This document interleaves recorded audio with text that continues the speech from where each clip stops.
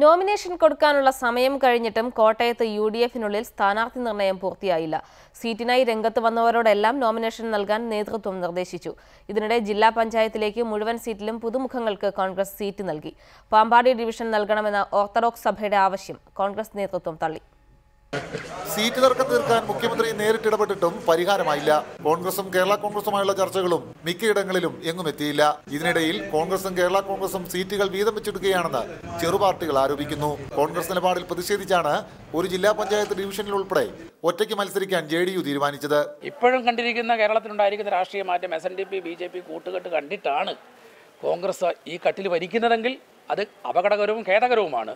വരാൻ പോകുന്ന നിയമസഭാ തെരഞ്ഞെടുപ്പിൽ അതൊരുപക്ഷെ എങ്ങനെയൊക്കെ ആയി മാറും എന്ന് ഞങ്ങൾക്ക് ഇപ്പോൾ തന്നെ പറയാൻ പറ്റില്ല. കാരണം ഇതൊരു വല്ലാത്ത സൂചനയാണ്. അതേസമയം ഘടകകക്ഷികളെ വിശ്വാസത്തിലെടുത്തുള്ള സീറ്റ് വിഭജനമാണ് നടന്നതെന്ന് DCC പ്രസിഡന്റ് ടോമി കല്ലാനി പറഞ്ഞു.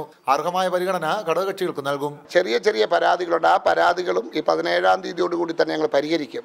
ചില മുനിസിപ്പാലിറ്റിയിലും ചില പഞ്ചായത്തുകളിലൊക്കെ അവരെ കൂടി ഉൾക്കൊള്ളാനുള്ള സമീപനം ഞങ്ങൾ സ്വീകരിക്കും. 17-ാം തീയതിയോടുകൂടി ഞങ്ങളതെല്ലാം പൂർത്തീകരിക്കും. സീറ്റ് തർക്കത്തെ തുടർന്നാണ് മുഴുവൻ ജില്ലാ പഞ്ചായത്ത് ഡിവിഷനുകളിലും പുതുമുഖങ്ങളെ മത്സരിപ്പിക്കാൻ കോൺഗ്രസ് നേതൃത്വം തീരുമാനിച്ചത്.